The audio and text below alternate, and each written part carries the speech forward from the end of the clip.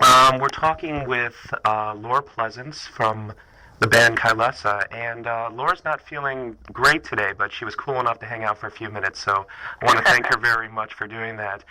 Laura, welcome to the Sludge Factory. How are you today? Um, um, like I said, I was telling you earlier, I've got like the worst cold in the universe. But other than that, I'm fine. All right, cool. I'm just hanging out in bed, Well, lounging.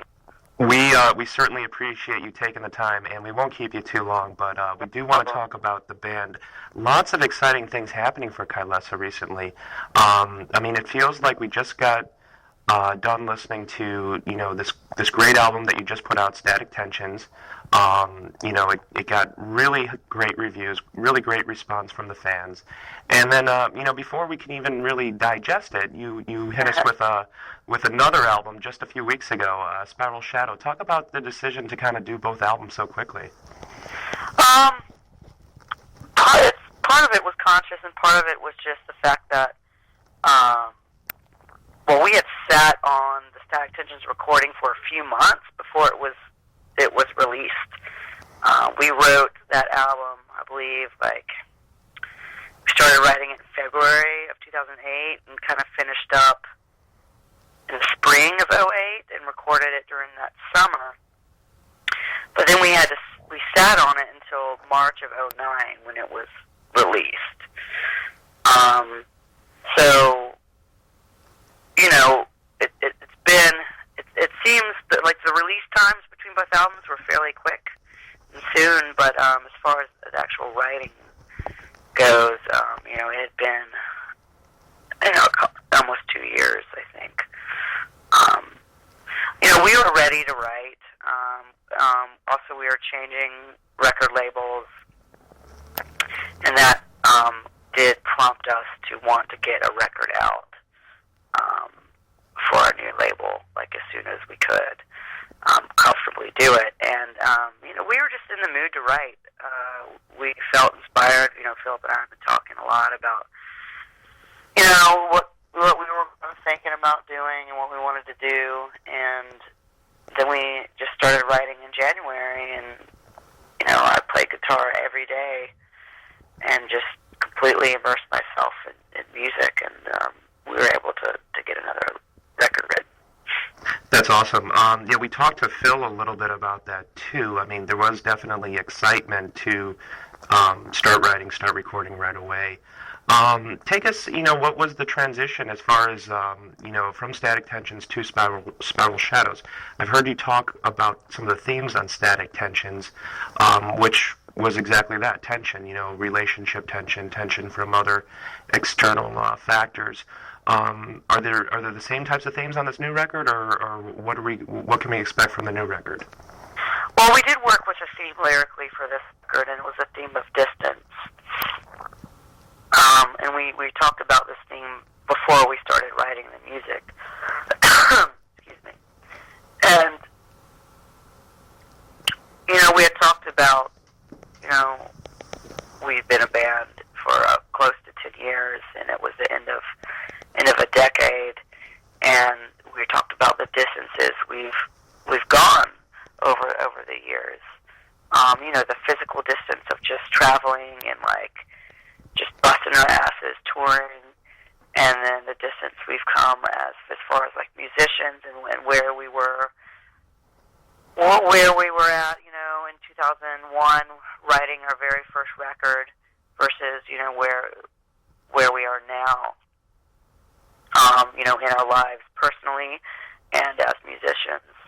And then, the theme of distance as well, you can think of emotional distance. And I moved out of Savannah for a while, so there was this physical distance of me not being around, and I had some long-distance relationships. I mean, so it was a really easy theme to work with, and a theme that kind of felt appropriate for us at the time. But musically, I moved back to Savannah in January and just started writing. And I was trying not to get too caught up in, okay, is this good? Is this not good? Is this too different? Is this too weird? I just really kind of let myself go and let it flow, so to speak.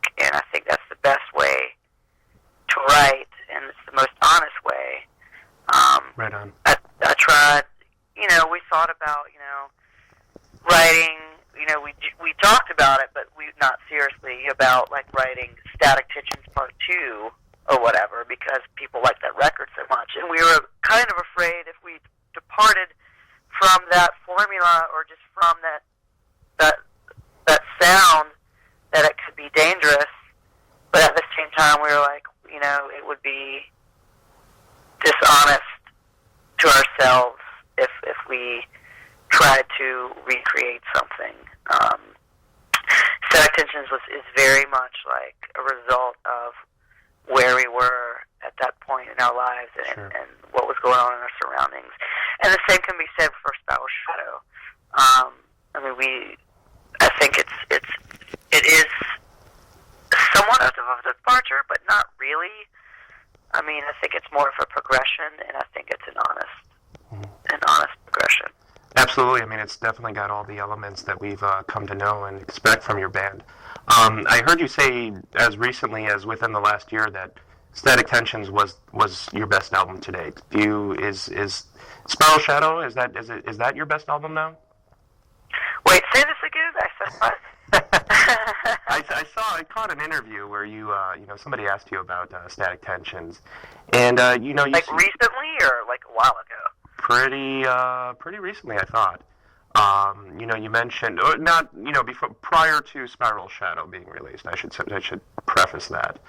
Okay, that makes sense now. Because I think Spiral Shadow is our best record. Okay.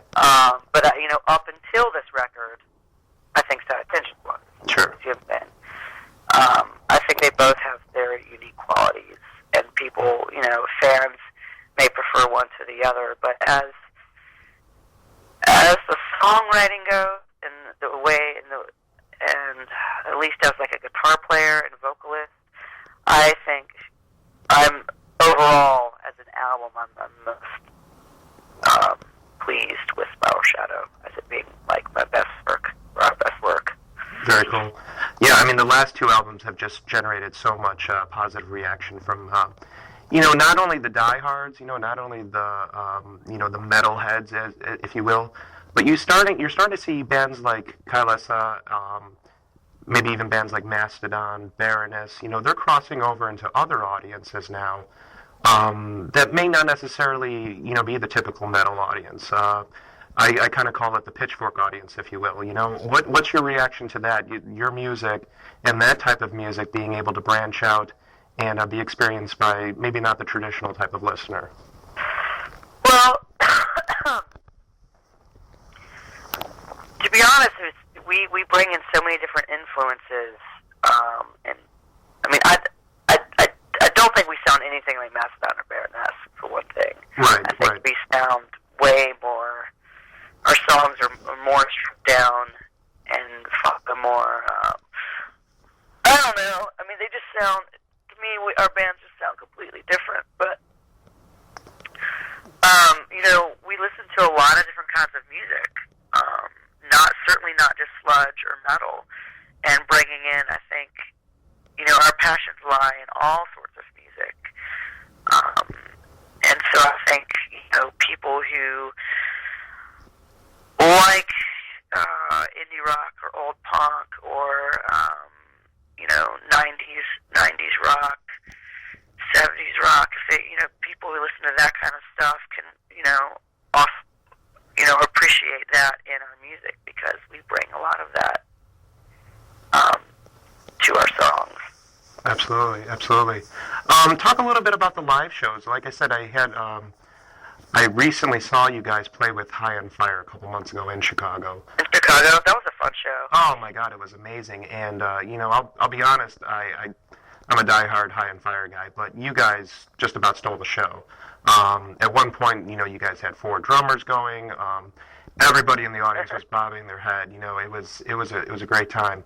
Talk about some of that live experience. How's the reaction been, and why do you guys put so much effort into making your live experience very unique? Well, anyone can listen to a record, and generally our live show is different than the experience one would get by listening to our records.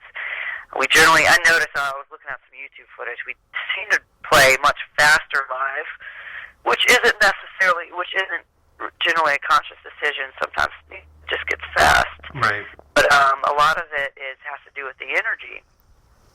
And, growing up and seeing bands, like, that energy is really important. I can get bored very easily if someone is just up there noodling on stage doing, playing, just kind of going on. Like, I want something that's energetic and intense, and I can, like, nod my head to. And, because we have so many songs, we can pick from a lot of different songs, and then, we have to figure out how to make them work together.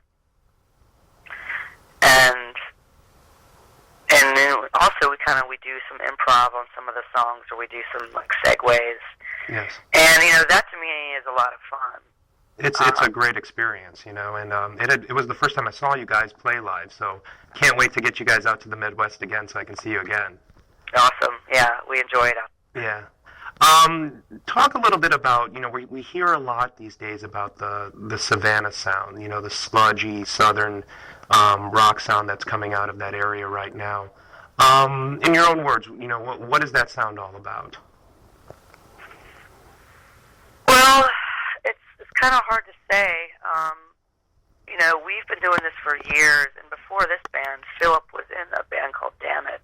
Right. And I moved here in like 96, I believe, and Damn It was still going strong at that point. And I would go see that band play. All the guys in Black Tusk who were before, of course, that band was around. They were all in high school probably. We would all go see this band, and they were very, very sludgy metal basically, and they played a lot. They put on an intense live show. I became good friends with those guys, and because it's such a small town, everyone kind of became friends going to shows. And really, I think Philip had a lot to do, and that band had a lot to do with, like, the originating, at least the so-called Savannah sound. Yeah. Of course, Sludge has been around before the 90s. I mean, it all kind of goes back to, like, I Hate God and Buzz Oven and those kind of bands. Right. But, he was also interested in, like, stoner rock and psychedelic rock back then. And, so all these people, went to the Damage shows, and then Kylesa started 2001. We started playing out, and, that's when, like, kind of Baroness decided that they would start a band, and those guys moved to town, and the Black Tusk guys went through a few different kind of punk sounding bands before they formed Black Tusk, and it was, definitely reminiscent of, like, some old Savannah sludge. So I think just kind of blossomed from that, from kind of like the time in the late 90s, and it just kind of grew from there. Well, it's definitely an exciting scene, and as you mentioned, Philip's always kind of been at the forefront of that. He's not a lot of people know this, but he's actually been involved in a lot of the production behind some of those classic bands. Absolutely, he's produced, all of early Black Tusk stuff, and a lot of the Baroness stuff as well. Yeah. Sure. Can you talk just a little bit about him, Philip, for a moment? What he brings to that sound, and specifically to the band Kylesa? Well, he has a really good ear for production, and he's got a creative mind as far as, like, how things should be in a mix, or how to record certain things. Because he listens to a lot of other kind of music. I mean, he listens to all sorts of music, and he brings those techniques and ideas into what he does as a producer, which I think is what you should do. And yeah, I mean, he is very much a visionary, and luckily we share a similar vision most of the time. I mean, sometimes we butt heads, but overall we are, share the same, like, musical vision. He's had a lot to do with this lead, and so has the Jam Room studio. I mean, that's the studio we go to, and Columbia, South Carolina, and all those other bands I've recorded there as well. So the guys there also have a lot to do with it. That is as well. Very cool. Yeah, and I admire your relationship with Phil, because I think both of you guys bring so much to the band, and make it one of the more unique sounding bands that we're hearing today. And like I said, there's so much excitement about your band, and that comes from the two of you guys. So very cool stuff. I was hoping you can humor me for just a moment. I'm planning a Hall of Fame Legends episode in a few months, and we're going to be talking to the guys from Crowbar and Kirk Winstein. Can you just talk for a minute maybe about your experience as a fan of Crowbar, the first time you heard them, what they mean to sludge metal and metal overall? I mean, to be honest, am not like a huge fan of theirs. But I like them a lot. I don't think I heard them until, I don't know, 5 or 6 years ago. Okay. But I like what they do a lot. It's pretty crucial definitely to the sludge scene and metal scene. And I've never seen them, so I'm definitely excited to see them. They're playing here in Savannah. Yep. And that's going to be, it's going to be an awesome show. Very cool. You're gonna check that one out for sure. Oh yeah. We don't get a lot of shows here, so when we do, it's exciting. Yeah. Any particular favorite Crowbar songs? No. Couldn't tell you. No worries. That's cool. Thanks for that. I don't like to spend a lot of time talking about this next topic, but you are a woman in a industry that's predominantly dominated by men, obviously. What are the challenges for a woman, who plays in a rock band and wants to play this type of music, if any? Well, a lot of people ask me this question, and I have to say it's hard to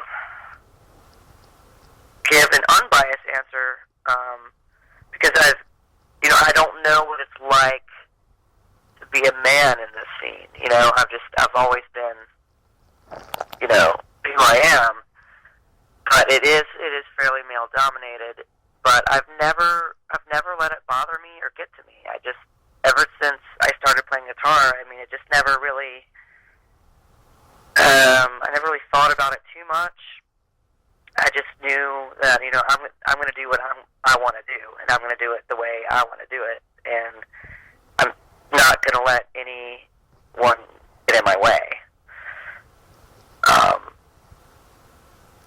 Cool.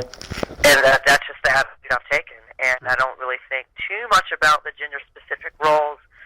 But there's definitely some chauvinism out there, and a lot of, you play well for a girl type of thing, which is, offensive. Right. Or I've gotten a lot of are you the merch girl or are you the tour manager? Right. If I roll up to a club, it's just no, okay, I'm down, the guitar player.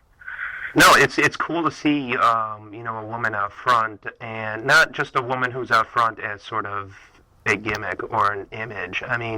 You can really play guitar, and you can really sing, and, you were right up there at that show that I was talking about earlier, making it all happen, and it was exciting, and it wasn't anything about, any labels or anything at that point. It was just about the music, so I definitely... Yeah, we've never, I see a lot of bands and magazines, really, really pushing, the hot chick gimmick or whatever, and she's dressed in, a certain way. Mm-hmm.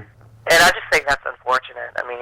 To lower yourself to that level, to have to do that, You've already taken the listener away from what the true message of the band is supposed to be, in my opinion, Yeah. We're a band. We're not it's not four guys and a girl. Right. We're a band. We're one. Yeah. Very cool stuff. Well, like I said, I'm just so excited about the band right now as it is, and we know it's you guys are kind of hitting your peak, so to speak, and it's exciting to see what's going to happen next. It's what do we have in store? I know you guys have some live dates planned out, but maybe not necessarily a full tour. Well, we're kind of working on that right now. I mean, we won't really do much across the U.S. until January. Like, we're doing some shows here and there in December, and we're doing like a week run with Clutch right after Christmas. But that won't take us as far as to Chicago. So we are planning to do basically breaking up a U.S. tour where we like do 3 weeks like on the East Coast and the South or whatever, and then head out west to do the Midwest. And that'll be either January or April, because we're going to Australia in late February. Cool. Now, I know you're probably not even thinking about the next album already, but do you plan the process to be as aggressive as it was this last time out? What we're going to do for the next album is we're going to take a lot of time off to write so that we can really, really write the record we want and have plenty of time to do it, not be rushed, and not be rushed in the studio.